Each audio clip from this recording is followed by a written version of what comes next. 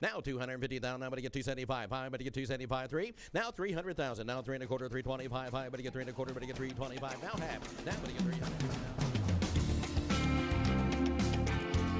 300. And hello from Dallas, Texas, at Lincoln Center at the corner of LBJ Freeway and the Dallas North Tollway. We welcome you to the Mike McGavel Jones Show, and we have a very interesting show today. As you know, we've been having a lot of different types of guests on the show for the last 4 or 5 months, and everyone from celebrities that are in the movies to political figures and a variety of auction-related people, as well as real estate shows. Today, we have a very unique individual that I met a while back, and we'll talk about all that. And I want to welcome to the show today Therese Marie. How are you? Hey, Mike. I'm doing great. Thanks for having me here. I really appreciate it. And Therese Marie is a writer of music and also a singer of music. Singer-songwriter. And video extraordinaire and has a diverse background. And I think we probably should kick this thing off because we had the Super Bowl yesterday. Oh, yeah. And Zach, before we get started, I want to mention. Do we have something behind me? Yes, sir. We do. A little, yes. little something we found on the internet this morning. I like that. Yeah, this kind of says everything I have to say about that Super Bowl, especially since we have Tabasco in the background, because Tabasco, of course, is the hot sauce for Louisiana and, of course, New Orleans, and you know, that was probably, without a question, the worst Super Bowl that I've ever seen. And I've seen a lot of Super Bowls. This is boring. Kind of. Yeah. Anyway, I won't beleaguer that, but did you see the game yesterday? You know, I did not. I was working on my music. And I think I wish I'd have been working on my music. Yeah, so, you know, I'm from St. Louis originally, so the Rams thing is a little touchy. A little touchy thing. Yeah. I noticed this morning in the media they are talking about having Kansas City start playing some of their games in St. Louis, and so that was kind of interesting. I didn't even find the commercials that awesome. You know, I mean, there was like 1 or 2. I just think they overhype something that it's very hard to live up to, and it's really a great experience for some people. And to think that 100 million people in the United States would watch that is amazing. My mother has a term called watching the paint dry. And that was kind of, I mean, it just wasn't a hook, you know. It's too bad. It's too bad. I still stand by my my feelings that it should have been Kansas City and New Orleans. And I think if we'd have had it would have had a buzz about it. It would have been the old guy against the young guy, and which they tried to make this the old guy against the young guy, but nobody cares about this young guy. They like the guy from Kansas City. So it should, but they may be building it up for a great year next year. But I'm hoping our young guy in Dallas will be the young guy in the Super Bowl. So let's talk about you. Let's talk about you. All right. Okay. Where were you born? I was born in East St. Louis, Illinois, and I definitely have an interesting background, interesting past. Lost my dad when I was 6 months old. He was shot and killed. Ooh. So, yeah, I don't know if you want me to talk about all that. But I don't think there's anything. Let me tell you, I think the human story is far more interesting than the fluff. Because we're going to talk about your music. We're going to talk about the history of your music, where you got started, how you got started. Yeah. You and I met probably 5 weeks ago, 6 weeks ago. And just go ahead and tell them how we met. Oh, wow. Well, I had just gotten off an airplane from Seattle, and I was, exhausted. I'd been, several different cities, like 3 weekends in a row, and I really felt strongly that I wanted a salad at Three Forks. That Three Forks salad with, whatever they do to it, and the bread. Yeah. Okay, I'm not going to lie. Yeah. And I found out the secret to the bread at Three Forks. It's like when you get to the end, you've almost eaten the whole loaf, and you ask them to wrap it up for you. They go, "Oh, let me give you a brand new loaf." I found that out right away. And then Giacomo gives me the the stuff that I want him to wrap up and then another loaf. So I was thinking about that. So it was calling my name. Yep. And so I went in, sat down next to you, and I think I embarrassed myself by inhaling the salad. I thought you were a blender.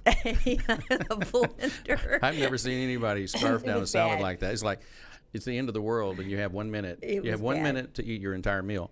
And you know, you mentioned Giacomo that works at Three Forks. A great guy. He's been getting his real estate license, and since you and I met, and of course everybody knows that's kind of my place to go to listen to music and kind of kick back.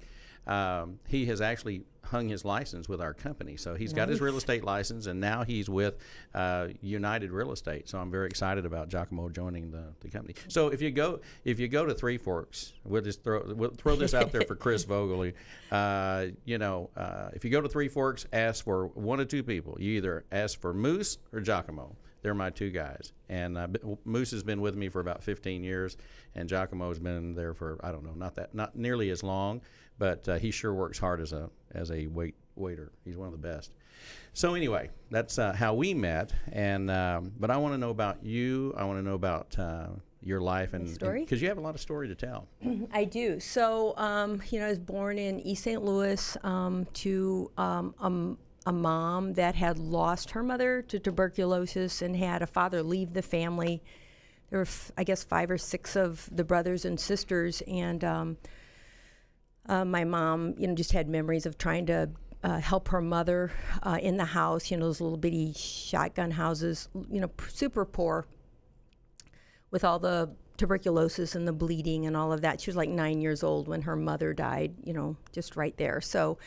After the father left, all the children got put in either foster homes, and my mother actually got sent to Sisters of the Good Shepherd, which was in St. Louis. And it's interesting because they put a Kmart on it where it used to be. And I was shopping in Kmart a long time ago when I realized that that's probably, where my mom was scrubbing floors. Crazy, wow. Isn't it? On Gravois Avenue in St. Louis. So even though I'm from Illinois, born and raised, I got out of there as soon as I could.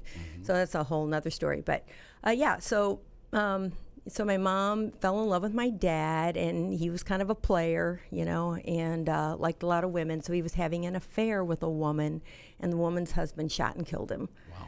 The interesting is the last uncle died, my Uncle Tommy, and I love this story because I always thought of my dad as, being a bad guy. And he told me, I just found this out, he said that my dad was going over to tell the lady he didn't want to see her anymore. Wow. And that just blessed me, that he was trying to do the right thing. Sure. So that's why I wrote Ain't That Kind of Man, because I was like, wow, if my dad would have said, no, sister, I'm not saying he wasn't the provocateur, I don't know, but so I wrote that song about the guy that the woman says, hey baby, and he says, no, I have a fat wife at home, I'd rather go home too, and that's kind of what the song's about. So I didn't want to write another, you took my dog, you took my, all that. I wanted to write it in and it's hilarious. The music video is funny as all get out. So anyway, so that's kind of my moorings, my beginning. I remember seeing a guitar. I had an Uncle Charlie that played on the radio, and my dad actually played too. So, it was there. I remember seeing a guitar as a little kid and just falling in love with it. So, yeah. So there is some musical background. Yes, in a way. Yeah. I think probably a lot of us have that, but some of us pick up things faster than other people. So when you finally did get out of your youth situation and start to move on, where did you move to? Well, it was interesting. My mom married again, and he died when I was 10, and then she married my third father, and I was at that point, looking back, I used to always, say what a bad guy he was, but looking back, I was probably belligerent and probably hard to handle even at 10. So he told me I was going to Disney World, and he put me in an all-girl reform school. So I lived there. Now, sorry, I'm having a lot of trouble with my throat. There's a song there. Interesting enough. So it was, and these were some bad girls in this place, and I was like 12, so I didn't know anything. Is this like a reformatory? Yeah, it was. Yeah, it was a state run. It was in Tennessee, Memphis, Tennessee, state run. But they paid the Sisters of the Good Shepherd. Can you believe it? Sure. I guess my mom had kept in touch or whatever. So I locked myself in the bathroom when they dropped me off, and I didn't come out for like 3 days. Well, I guess not. You thought you were going to Disneyland. I did. It was bad. It was really bad. I'm still mad. I can see I'm still. You're seething. I'm seething. Yes. So interestingly enough, the type of reformatory or institute, whatever we call it. Yeah. We had one of those in my hometown in Gainesville, 70 miles up the road. So when I was a little kid, it's a weird deal. You know, we would be at the skating rink. There was a skating rink. I think there's an apartment complex sitting there. You went there to meet girls. I was young. I was like 8 years old. I was 8 years old, and they were all like 13 and 15, and they were way bigger than I was. You know, I mean, I was real skinny, and there was these girls looked like they've been working out. And see, back then in Texas, the girls had to work in the fields. If they were incarcerated or whatever, they literally worked in the cotton fields next to the place. And I mean, it was very common for the girls to break out and steal cars and try to get away. They stole my grandfather's pickup right out of the driveway. And anyway, today, you know, it's really kind of an interesting story. I'll tell you real quick, and then we'll get back to your deal. The University of North Texas tried to build in Gainesville, Texas, and the people in Gainesville, and for my friends in Gainesville that are going to be upset with me for telling this story, which is okay because most of the people that made the decisions are deceased. They didn't want a bunch of kids in town, and so rather than take, you know, what is arguably the 5th largest college in the state of Texas, we took the girls' school. Wow. So we picked the girls' school. North Texas Teachers School ended up in Denton, and that's why Denton now has, you know, 50,000, 60,000 people, and you know they're booming, and they're the kind of the center point between Oklahoma City and Dallas and Fort Worth. Amazing. But the decisions that happen. So anyway, you telling your story reminded me of my grandfather's pickup being stolen. Yeah. Wow. And now they changed it over to an all boys school. So now it's got some really tough young men incarcerated in the Gainesville State School. So Wow. so I get it. You do. Yeah. So when you got out of there, what was your first step? What'd you do? Well, I'm going to tell you what happened while I was there. There was a guitar in the corner, and it was painted like 80 million times. I mean, the paint on that sucker was so thick, and they were those like big fat plastic strings. And there was an older girl. There were cottages, is what it was, and you know there was a school, and you know I'm 12, and everyone else is like 18. Okay, so there was an older girl, and she would play these. You know, she wrote songs, and I was fascinated. So that's where the desire came from. So I taught myself to play music. And so, you know, I started playing in guitar mass, and all the nuns would fall asleep. So I never thought I had any talent. I didn't know they were just old. I mean, when I would play. And so I had no confidence whatsoever starting out with this because of that. It was horrible. I didn't realize it was probably just so sweet and peaceful. Back then I was just like, I must be really bad at this because nobody is listening. They're nodding off. They're nodding off, yeah. So that's kind of where I started. And then when I got out of school, my stepfather had said, well, if you graduate from high school at 16 and you're valedictorian and you get accepted to Washington University, you know, he set the bar really high. He goes, I'll put you through law school, because I kind of thought that's what I wanted to do. And I did all of that, and then when I got home, he kicked me out of the house. He didn't do any of that. So I was homeless at 16, pretty much. Yeah. Yeah. So that's a good story. that's a good story. And another song. Yeah, and I did. I got accepted to WashU, and I was, 16, and would have gotten valedictorian, if I had not cheated on a test. Yeah. Well, and I got caught. That's the real bad part. Now, so that sounds like a Merle Haggard song. Just because I was too lazy to, what I'm saying? It had nothing to do with anything but me just being lazy. So when you were, that's hilarious, by the way. It's not. We could spend It's terrible. you could be a series. You could be a series. You could be I like wrote it on my hand, You too. don't remember the Thornburgs, but that was a Richard Chamberlain? Yeah, Sure I do. Yeah. The series. And Rachel Ward. Mm-hmm. And, Beautiful series. She wasn't hot. Smoking. Yes, pretty much. That's funny. So, what kind of music were you trying to play for the nuns? Oh, well, you learned all that. Did you learn chords? Yeah. So you learned chords. You're asking me because you're trying to play the guitar. You don't really know. That's why you want to know. I'm curious. You're curious, yeah. I started out. I mean, I just had talent picking. It came very easily to me. Really? And then I was like 14, and my confirmation sponsor, Mrs. Bauer, was her name. She played the piano beautifully, and I'll never forget. I said, "Can I take lessons?" And she told me I was too old. At how old? 14. So, you had so many encouraging people. You get back from college, he says, "We're not doing that." And your piano teacher says you're too old at 14. Wow. And I was fat. Wow. And then I thought I was fat. I was on my way to Dairy Queen, and a guy yelled at me from a truck. He called me a pork chop. And I just said, I got to change something. Oh, wow. So. Oh, mercy. She's dying. She's laughing. We do have some in-house guests today. Hey, Zach. Are you there, Zach? Yes, sir. You didn't see any of this coming, did you? No, this is... It's awesome. Now, I have to stop for just a minute so we can get our thoughts together. Yes. But really, I'm taking a break to congratulate Zach on his engagement. Yeah.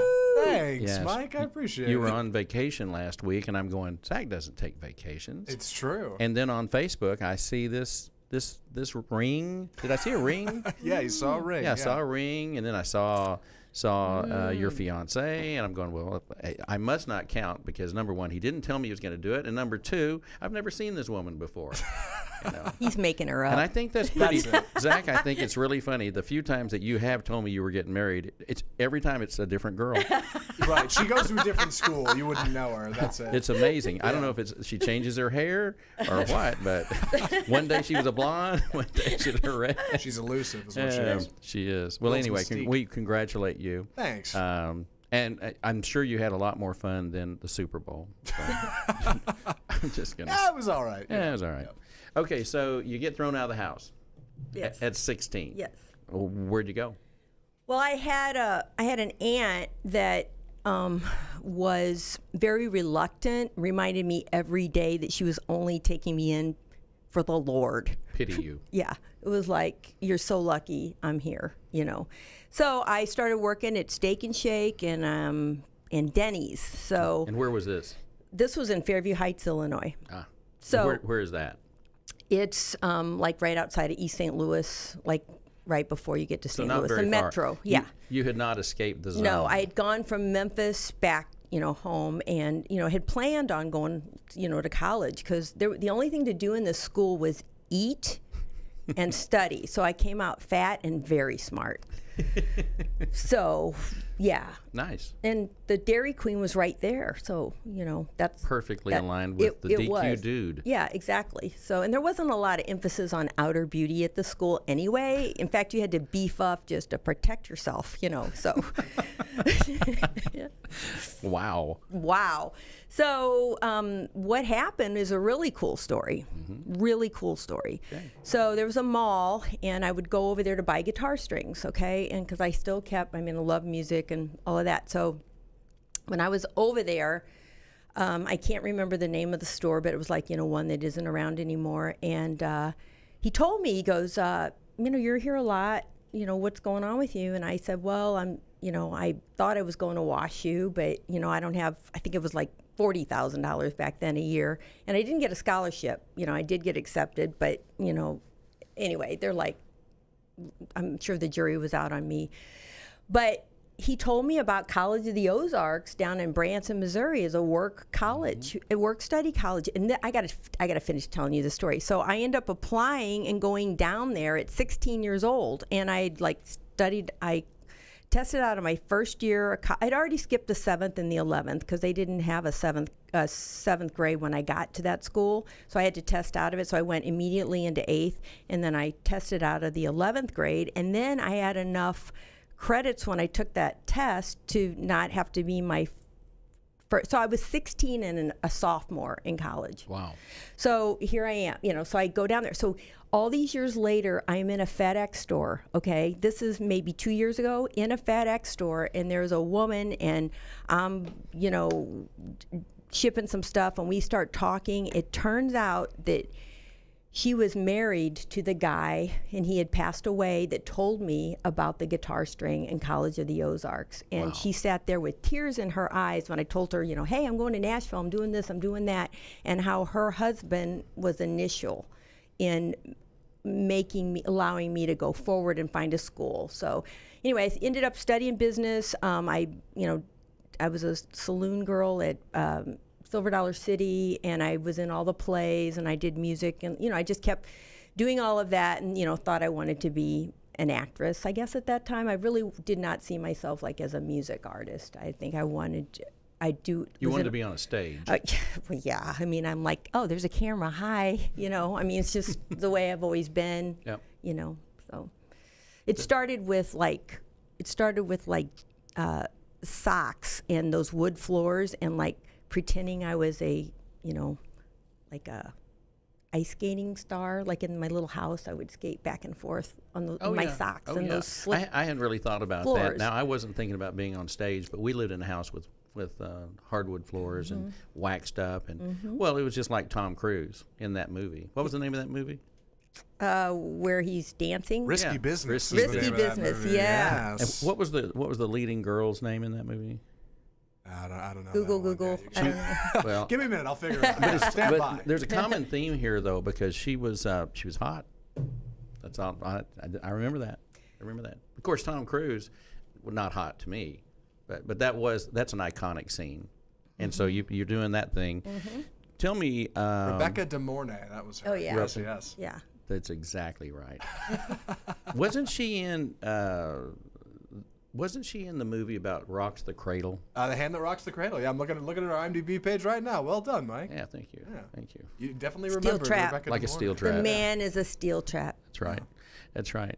The mind is full of unimportant things. Anything that's unimportant you want to know, I got it for you.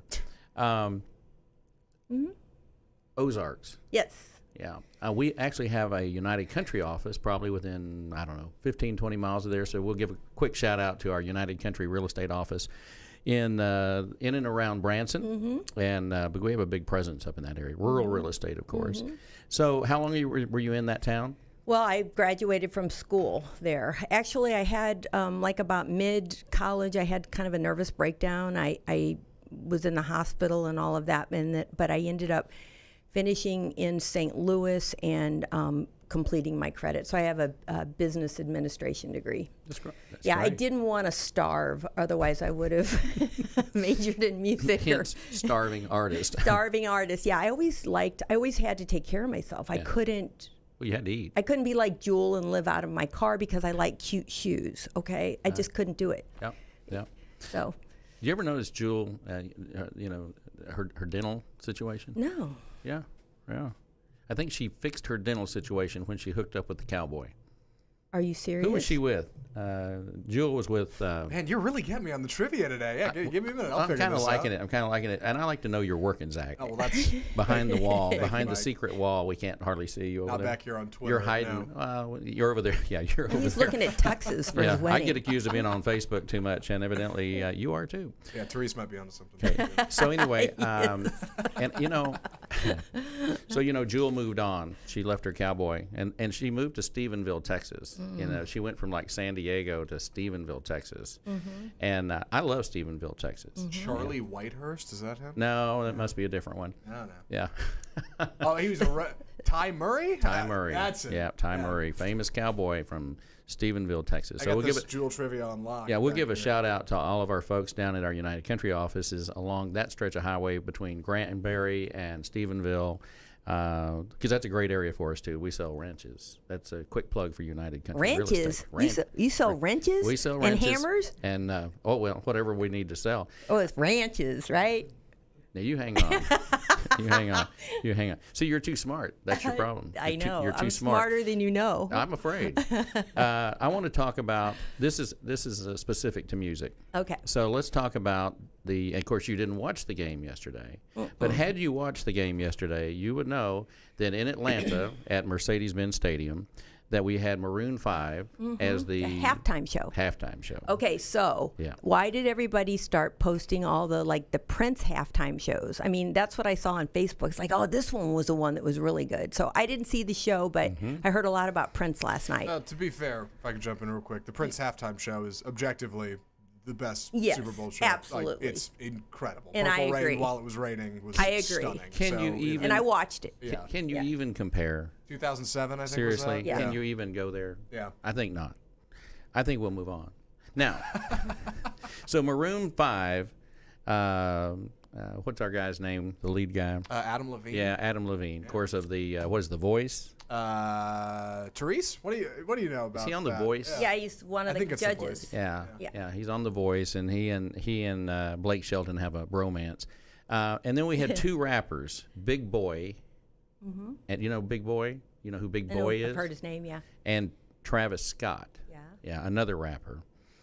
And the reason I brought this up is because back in my day, way back at a time long ago, if you look at who the entertainment was 30 years ago, 25 years ago, you had people like Faith Hill. I mean, think about it. Talk about beautiful. Wow. Yeah. But then I noticed yesterday, here's what's interesting, is they have all these parties, because I actually have done 4 or 5 auctions for the NFL Players Association at the NFL Experience.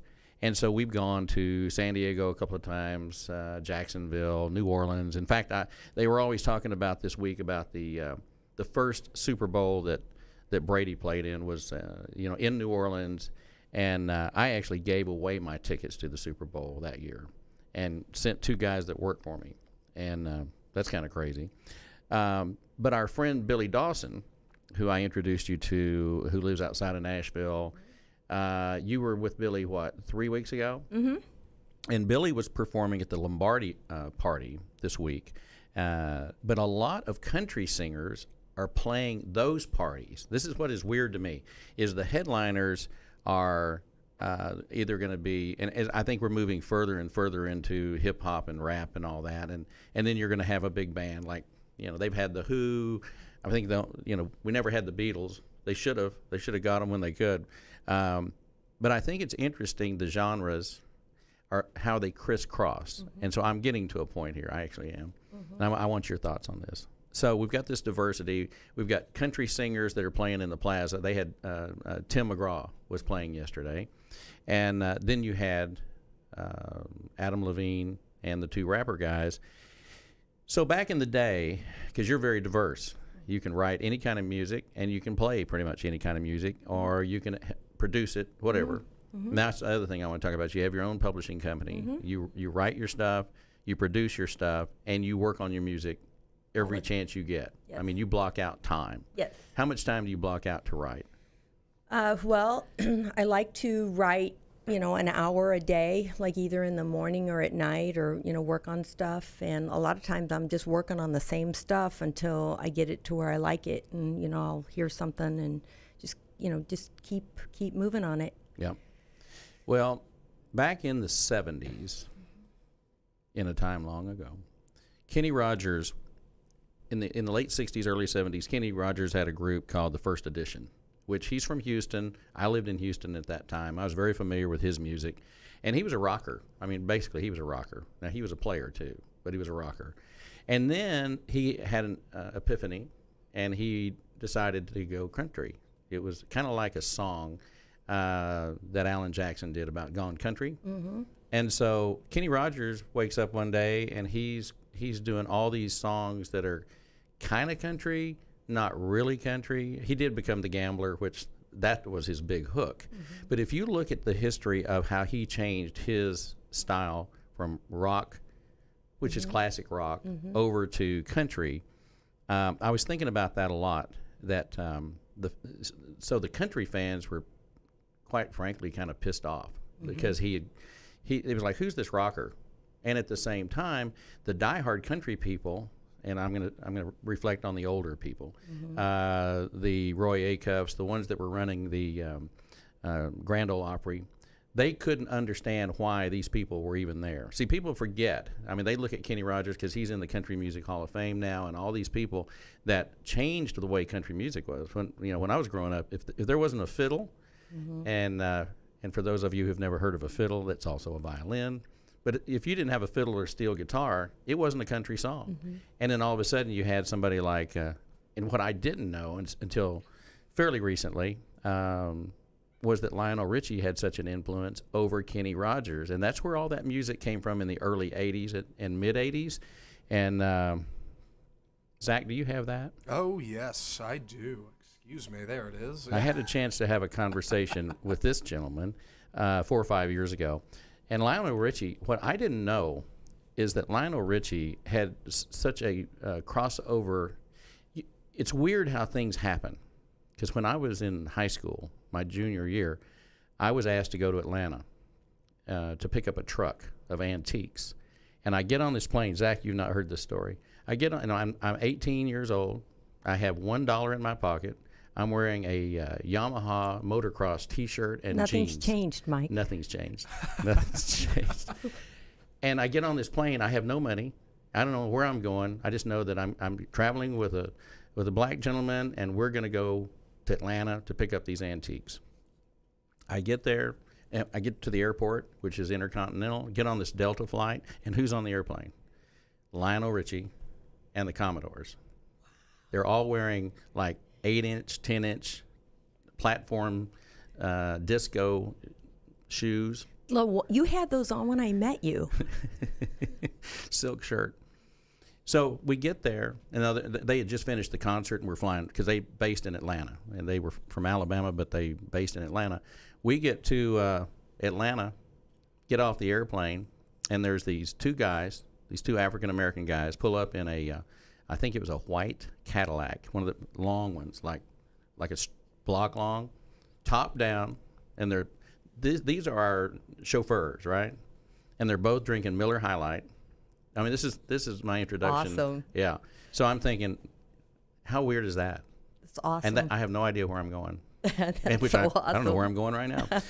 So anyway, Lionel Richie, though, if you've been watching a little bit, I met Richard Marx, who's a great writer, who's written for everybody.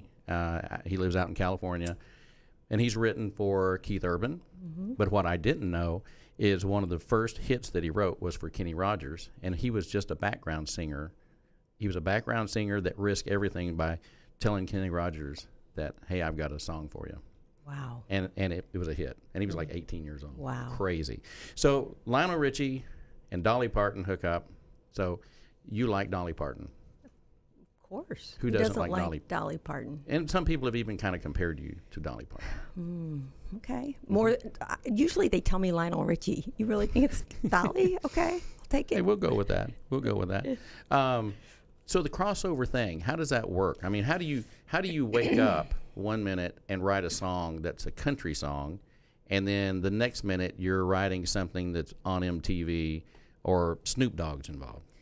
Well, I found out that Kumbaya doesn't go over sometimes, so I thought I need to change this up and give it some attitude. So I just there's only so much I could do on a guitar, and I'm not a party animal, but I like to have fun. I like beats, and I like to dance, and that's really where it started. And so I thought, man, if I can start writing some stuff that I was doing work for a fragrance company, and they would have these big events, and I just saw this opportunity. So I started writing just clean pop stuff so that I could perform it, and so I could do more things. Really, it was just I want to make a living. I want to get my music out there, and I saw an opportunity. So I just started doing it. Yeah, I'm kind of resourceful like that because I've been taking care of myself my whole life, So it was like, this is great, and I didn't like messing with the whole copyright thing. I don't like doing covers. And I thought, well, if I can write it and I can sing it and I can produce it and I can do the video and I can publish it, then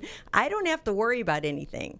So that's, you know, kind of the way it is. And then the Snoop Dogg thing, that's quite a story right there. We're going to come to that in just a minute. Zach, do we have some photos that we want to show? I'd like to make sure that we show some of this stuff to our folks that are watching. I'll get those on screen. Because there are people that don't just do the audio. They're actually watching what we're doing, which is we appreciate that. Yeah.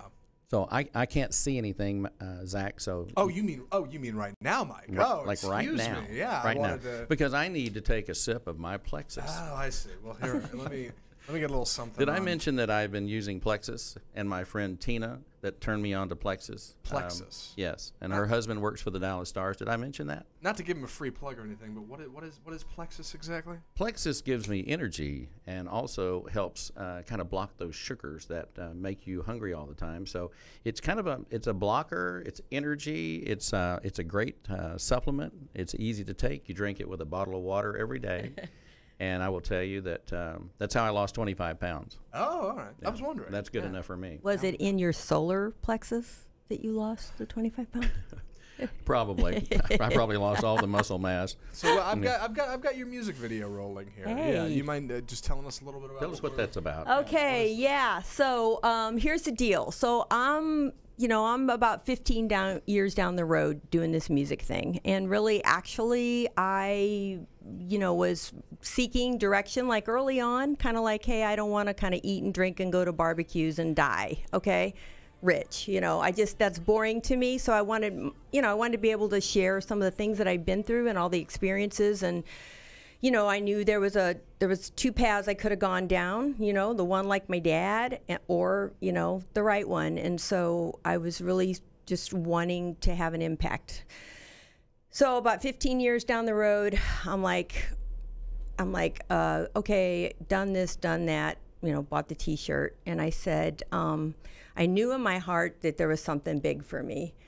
So I simply, I had gone to an urban conference in LA and I met a man named Mike Ellis, who's well connected in the music business. And I was only like the only, what's the word? I want to call myself a Girl Scout. I felt like I was a Girl Scout in the middle of a bunch of Compton. Yeah, Girl Scout in Compton, right? And that's a great song. It is. What a Girl Scout in Compton, and nobody is like talking to me. Nobody's taking me seriously. It was horrible, and so Mike approaches me and says, "Hey, man, what are you doing?" So he sits and talks to me, and he ends up being my manager, which is really cool. He's an African American guy, and when I was going through all my stuff as a child, I had a black teacher that had a huge impact on me, in the midst of like a lot of racism and stuff. She was the only black person I knew.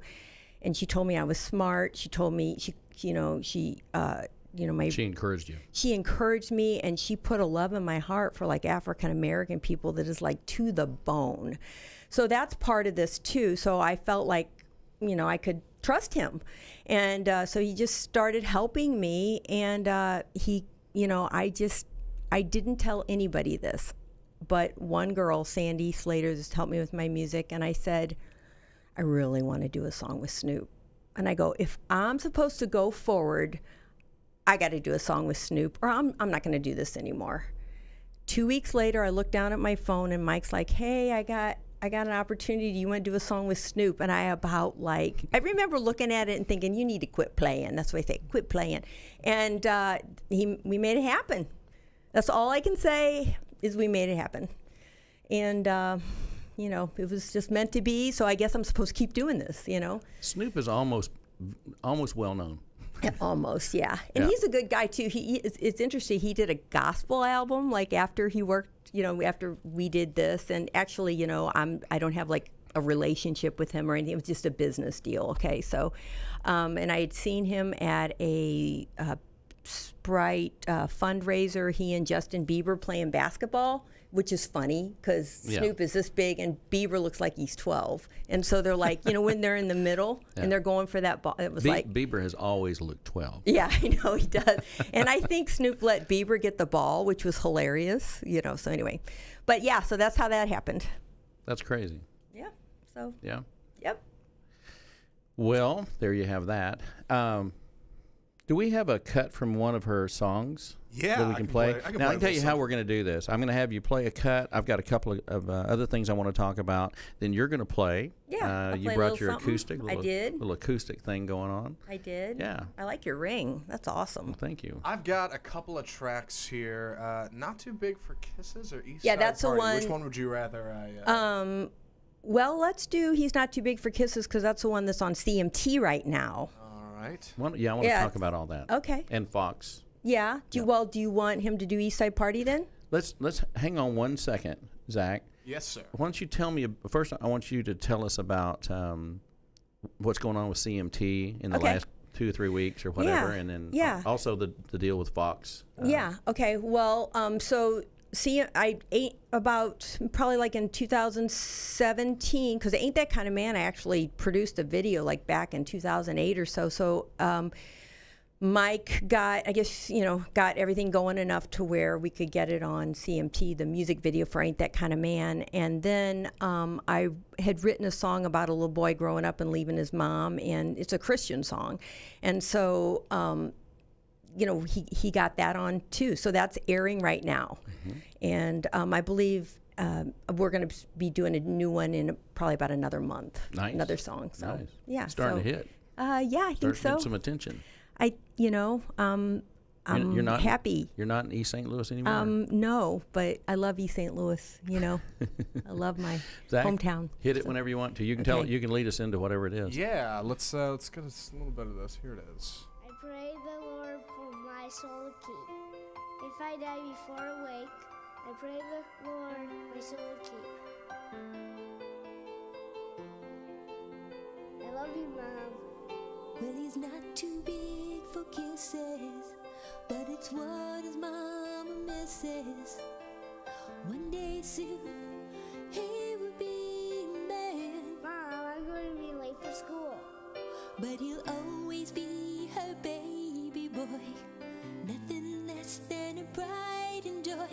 Now the years were blowing faster than the wind upon the sand. One day soon, he'll be on his own, away from her, but never alone. See you later, Mom. Seems like yesterday he was playing ball, scratched up knees when he would fall, and great big eyes that seemed to need her so.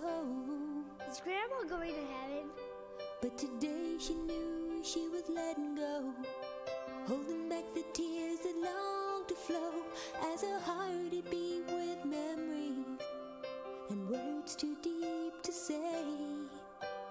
One day soon, he'll be on his own, away from her, but never alone. 'Cause every night on her knees she'd pray that God would take her baby boy and make him great one day.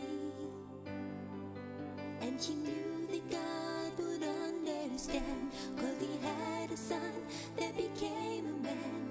And as he grew, he was sent into the world. How big is God, Mom? From his mother's arms in Bethlehem to a bloody cross where they nailed him, to show the world a greater love than they had ever had. She cried some tears, but they were gone, 'cause God would help her to be strong. And in her heart she knew he had a plan. Some he calls and some he chooses, and in his time, each one he uses when he gave to her a baby, and she gave back to him a man. 'Cause some God calls and some he chooses, and in his time, each one he uses when he gave to her a baby, and she gave back to him a man. And she gave back to him a man.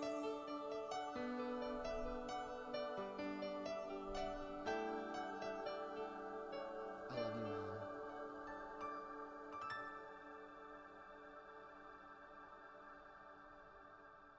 Good stuff. Isn't it Snoop Dogg? You know, that's really good. Thank you. When we're talking about, it's really funny what you said, that Snoop Dogg did a Christian album.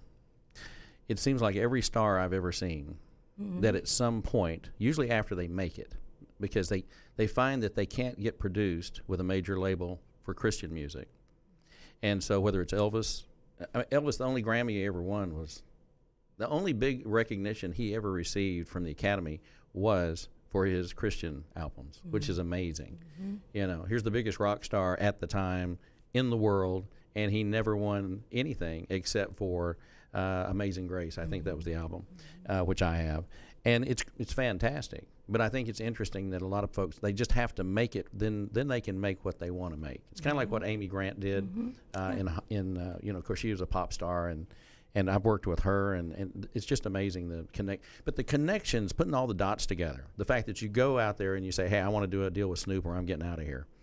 That's determination, and that's why, you know, when we met, and it was just by fate, you know, you were swallowing a salad, and we started this. I still want a salad. Well, they don't open till 5. I'm going. I got some bad news for you.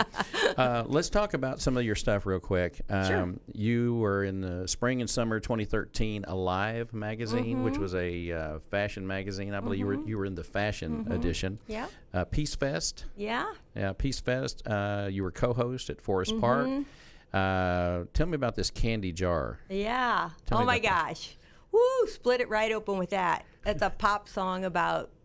Well, what happened was I kept running into like 13 and 14-year-old girls that were having babies, and so I thought I'm going to write a clean song about waiting.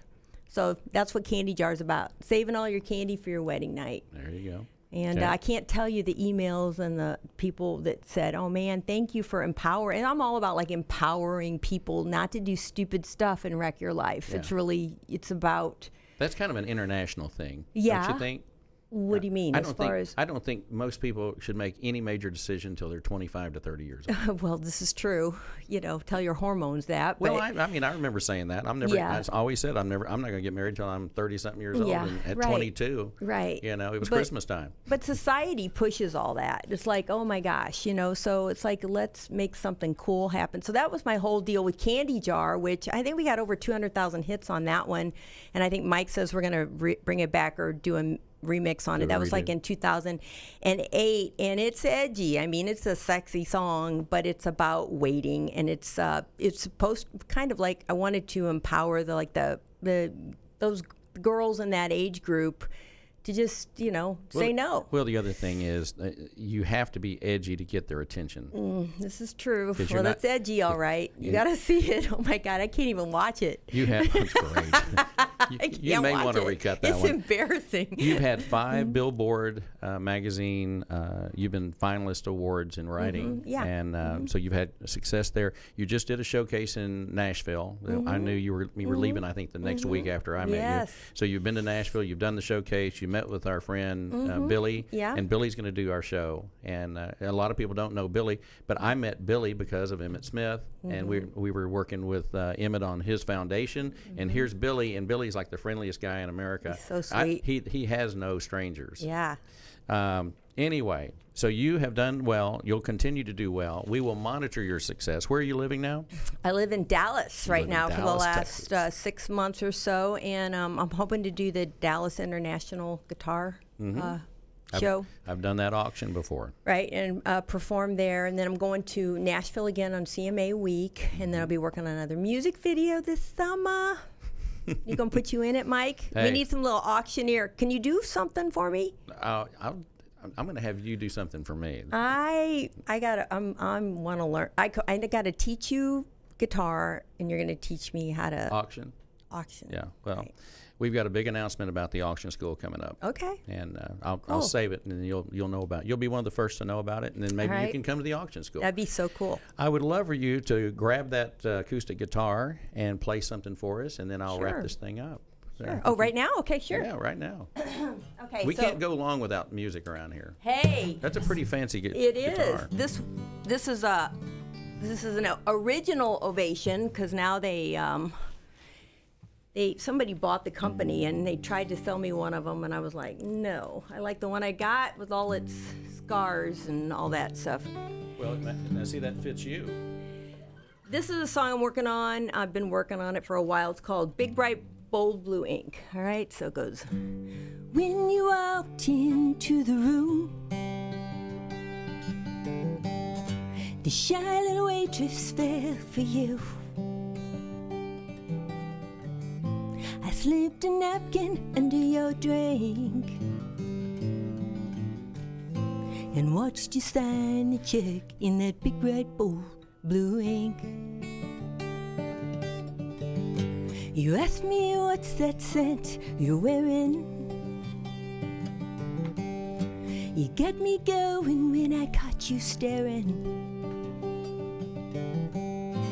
You said, darling, what's your name? Gave me a wink, and I watched you write it down in that big bright bold blue ring. You autographed my heart with your smile. I can feel it in your eyes so right. I'm hanging on every T you cross, and the way you caught my eye. You autographed my heart. I know it's better than my name in light. Your love takes me from A to Z. You put a spell on me with that big bright bold blue ink tonight. All right. Thank you very much. That's awesome. Awesome. You guys can clap if you want to. That'd be great. There we go. We have an audience today, Zach. We got to give her a hand. Yes. Is Mike still your agent? Mike Ellis? Yep. Yeah. You want me to give a plug here? Yeah. So if you'd like to have Therese Marie either appear, she'll play, she'll do promotions, if you have an event, she'll be happy to perform. You can call her agent, Mike Ellis, at 662-425-6966. And you have a website too, right? DBO, is this right? Oh, DBombNet. D- Just go to DBombNet at Gmail. So D is in dramatic. As in D. As bomb, in dude. B-O-M-B. As in Drambuie. Yeah. Great. Great. Oh, that sounds really good, doesn't it? DBombNet. Yes, Okay. that's And you can get a hold of Therese Marie there. Yeah. And you have your production. Your production company is J-Win Music. Yeah, J-Win Music. All right. Well, So, yeah. congratulations on your success. We will be monitoring you. Therese Marie, award-winning music artist. We thank you for being here as a guest of the Mike McGavel Jones Show. Thanks, Mike. Thank you very much. And she's signing us out. And from Dallas, Texas, at Lincoln Center at the Dallas North Tollway and the LBJ Freeway, we say adios. We bid you adieu. God bless. See you next time.